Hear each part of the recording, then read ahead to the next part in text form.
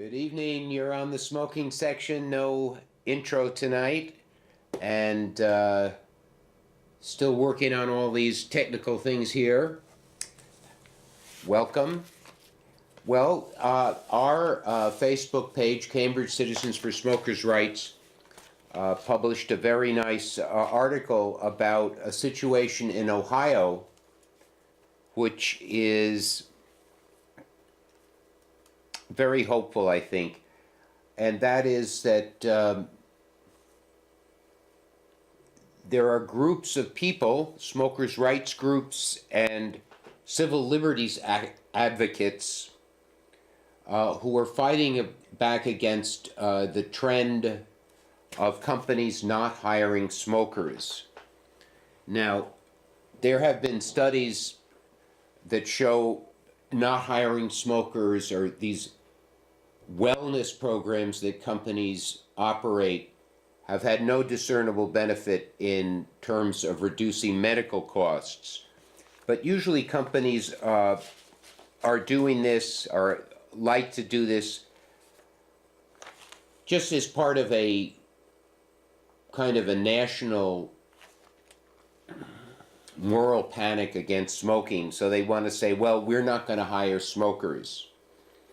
And thus far, they have not gotten a lot of pushback, although this article really, as I say, is hopeful, because a woman named Pam Parker, who is co-founder of Opponents of Ohio Bans, that is the organization, and I'm sure they have a website, and Cambridge Citizens for Smokers' Rights is going to get behind that at least and see if there is any way we can help them. Now, she says if tobacco is illegal, or was illegal, she would have no problem with the ban, but the fact that tobacco is legal means that companies are exercising a very broad way of discriminating against people. They could, and she says, for example, would they behind, what's next? She talks about the slippery slope argument, which I don't think is really such a great argument, because I think for some reason tobacco has become a very major, and for some reason a very, very exceptional thing. But it appears that there is a bill that is going to be introduced to the legislature in Ohio, whereby it would become illegal to refuse to hire people who use tobacco products outside the workplace. And often these bills like this are introduced by Republicans who kind of are not for so much regulation and whatnot.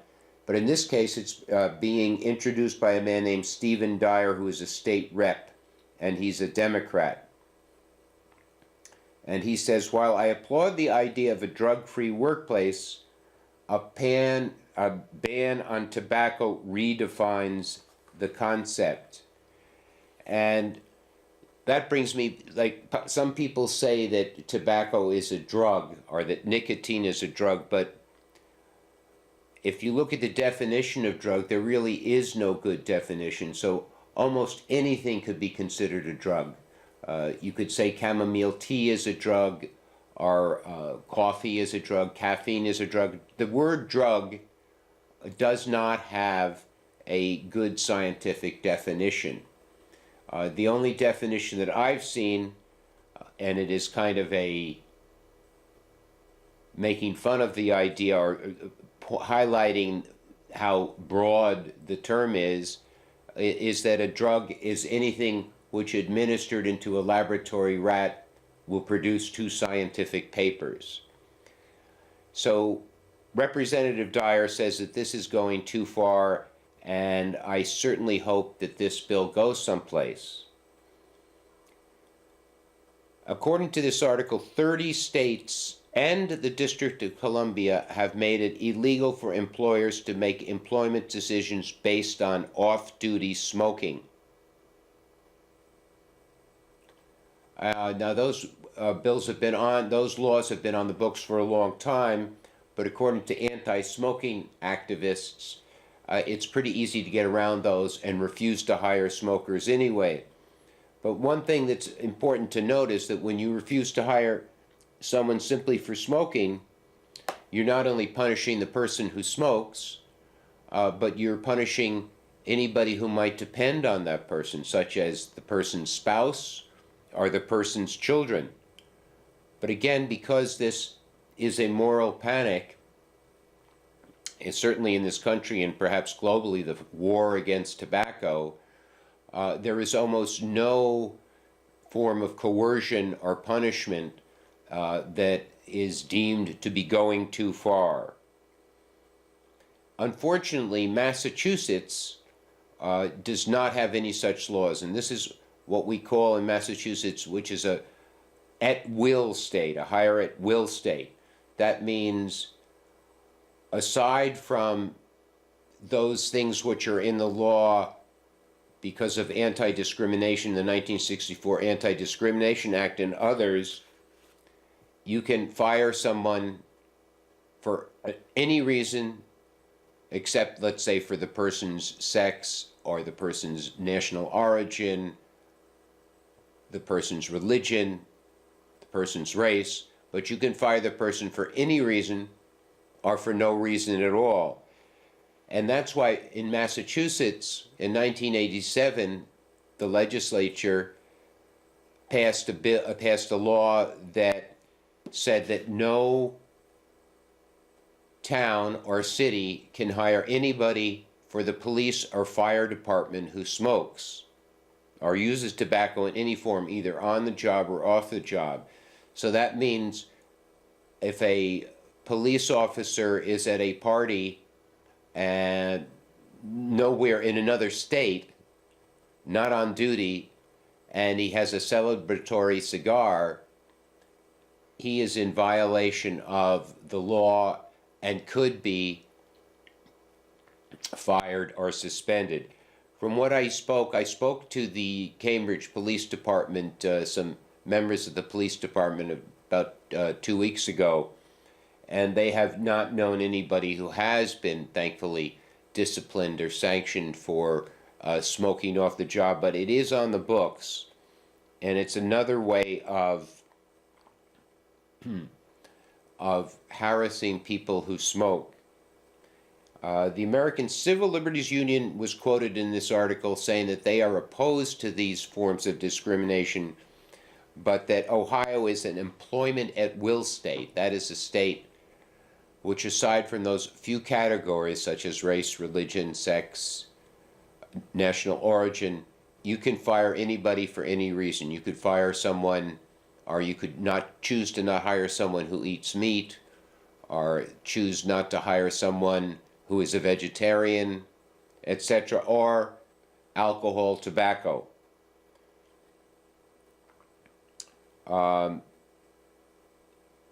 The Civil Liberties Union was good enough to say, we have always taken the position that employers should not have the right to regulate outside employment activities, but Ohio employers have such huge leeway under the law that it's no use taking it to court at this time in Ohio.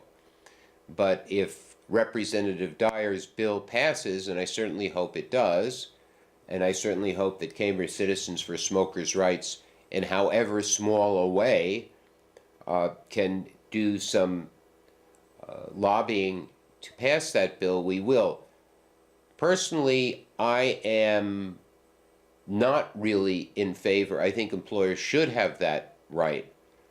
But under the circumstances and under this kind of government fomented animosity towards smokers, I think a law would be very good. It might send a message, as they say.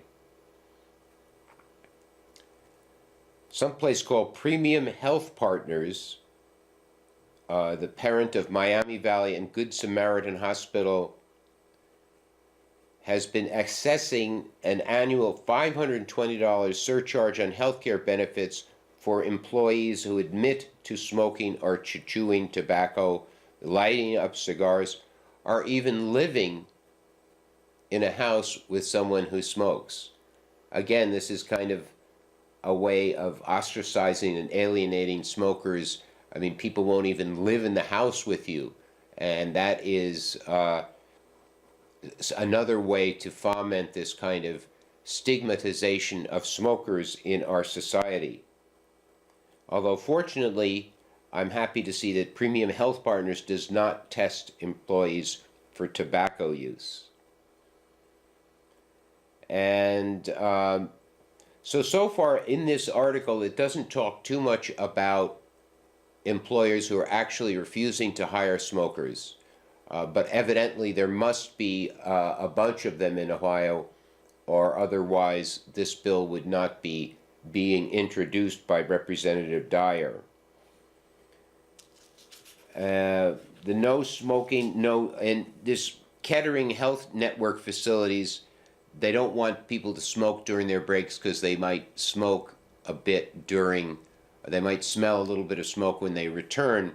And it was funny because one of the spokesmen for the hospital says, and certainly it's not something you want around newborns, which is kind of this idea that tobacco, or that even the slightest whiff of tobacco smell is somehow going to send a newborn baby into some kind of bad state, is just fear-mongering at its worst.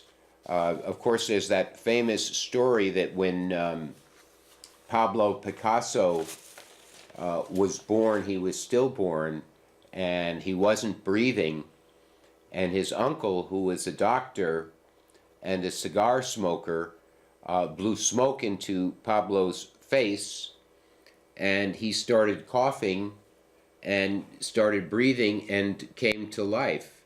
So that was a particular case where if there hadn't been someone smoking in his vicinity when he was born, Pablo Picasso may never have survived infancy.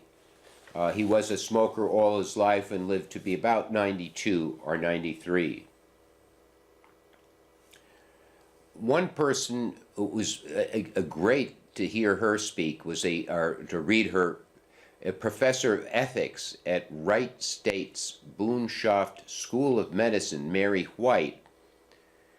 She says similar policies based on aging, on weight, on whatever criteria employers choose to lower their insurance costs might be considered. So that means, this kind of employers could really have a great deal of leeway and hire only those people who are kind of perfect in terms of their supposedly good habits. Although, as we all know, there are many people who have the best thought of health habits and unfortunately end up getting sick and dying anyway. And then we know a lot of other people, Winston Churchill comes to mind, who supposedly smoked 300,000 cigars in his lifetime, in addition was a very heavy drinker, and lived into his 90s, and very healthfully so. If we're content to deny health care coverage to one of every 6 people in this country, we'll just let it keep going to ever larger categories of people, she said. Well, in Ohio right now, there are 1 out of 6 people who smoke. In 1995, the percentage of smokers in Ohio was 26%, and today it is 18%. So in 23 years, the number has been reduced significantly. But when you consider that in 1990, they had prophesied all the anti-smoking groups, but that by the year 2000, nobody would be smoking. Still, there are plenty of people smoking, enjoying tobacco, and many of them living to be very healthy, old-aged people. And this is a personal liberty, and when they try to put the squeeze on people for using a product that has been around for 8,000 years and has provided so much comfort and succor to people. It's something that I think is a good chance of backfiring in the not too distant future. Well, I'm going to see if we can go to our smoker of the week, who is also on our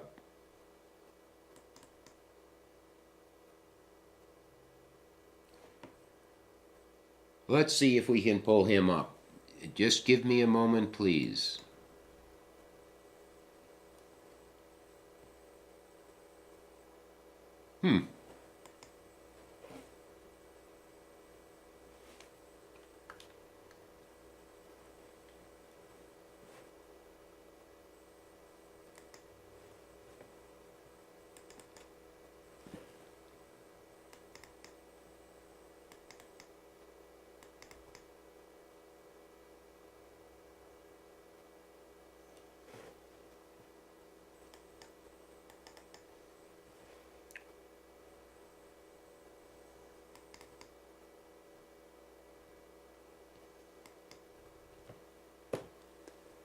Thanks for your patience.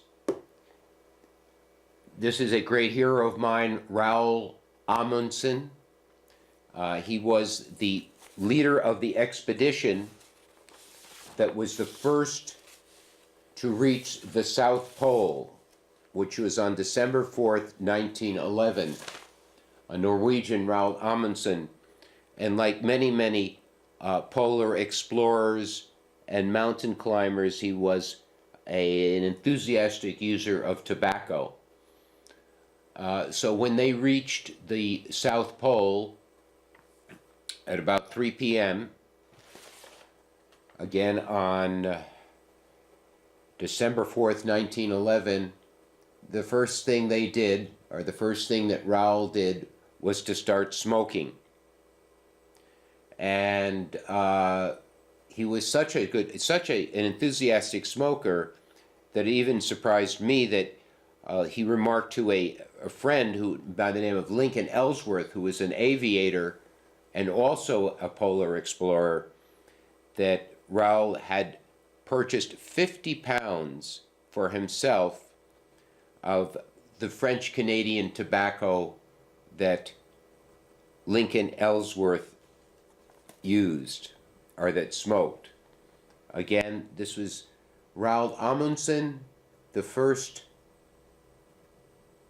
man and a smoker to reach the South Pole. Not an easy feat by any means.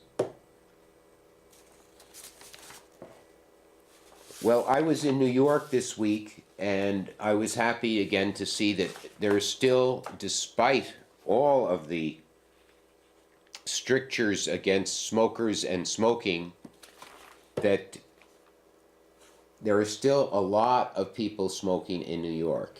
And I was particularly happy to be able to see it. I was in Washington Square Park, which of course is in the middle of Greenwich Village, and at one time I'm sure just about everybody in the park would be smoking.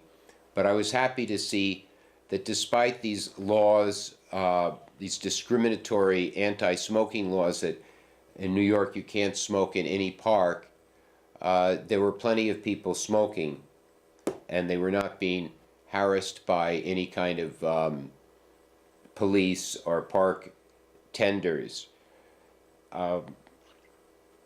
New York recently passed an ordinance that no company can, no store can sell cigarettes. I think it's for less than $13 a pack. And so that surprises me how many people continue to smoke, but I hope that they're all finding ways to circumvent the law. They have friends who can be in New Jersey just across the river, or Westchester County just north of the city. And I certainly hope that they're able to circumvent this law and deprive New York of its taxes, its criminal taxes. You're on the smoking section.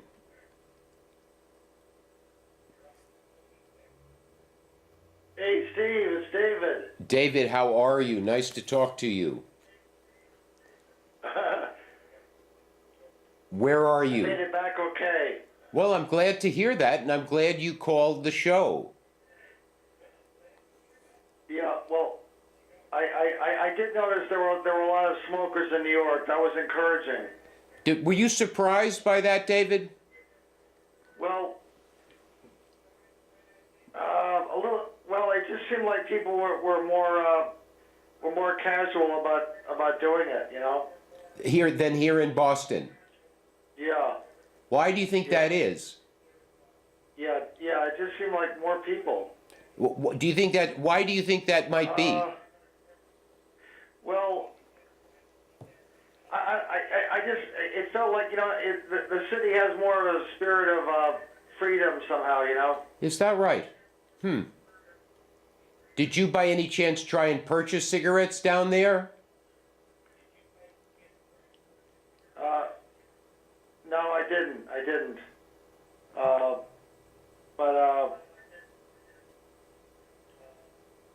But I did see that the Mayor de Blasio is putting something about a third gender on the birth certificates.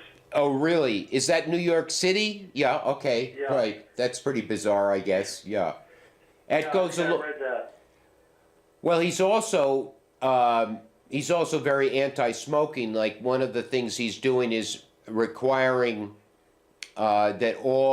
I think that all condominiums and co-ops and landlords are going to have to submit to the city what their smoking policy is.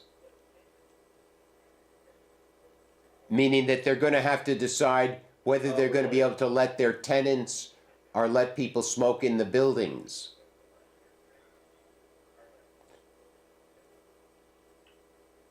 Can the building that I visited with you, and is smoking allowed in that building? As far as I know, well, I mean, as far as I know, it's up to the individual who owns a particular unit.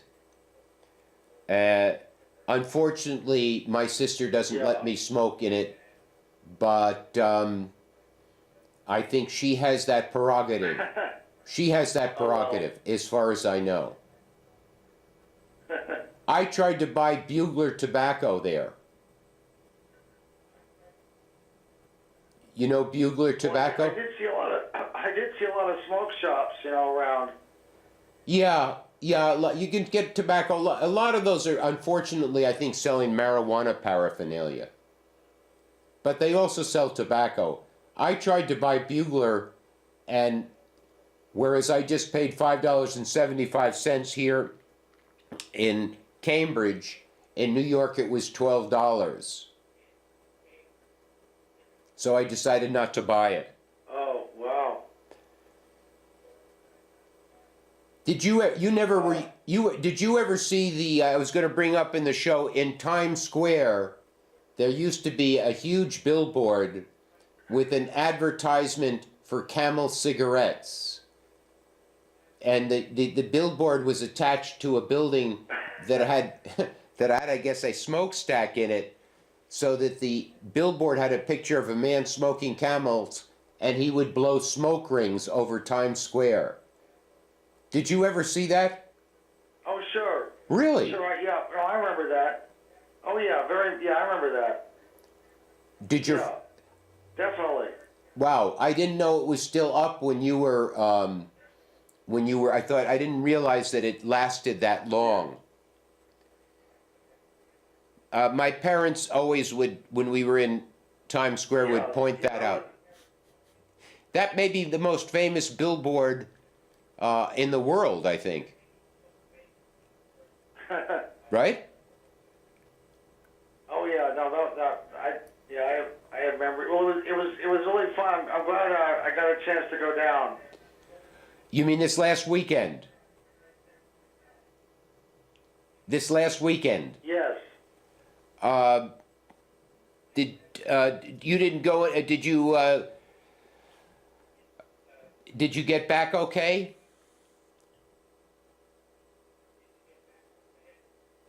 Yeah, I went to Queens yesterday. I went to the site of the old World's Fair.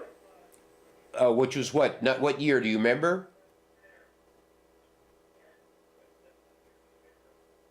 64. Oh, really? Aha. All I right, went listen. there. Listen. I went there as a child. It was kind of. Oh, you must have been very young then. Yeah. David, thanks for calling. I'll give you a call tomorrow morning. Okay, Steve. All right, thanks. Thanks again for calling. Good night. Bye. Bye-bye. Well, David Ajamian, a member of Cambridge Citizens for Smokers' Rights, was kind enough to give me a call. And I was very surprised that that billboard was still up when he, because he's a lot younger than I am. Listen, thanks for watching The Smoke.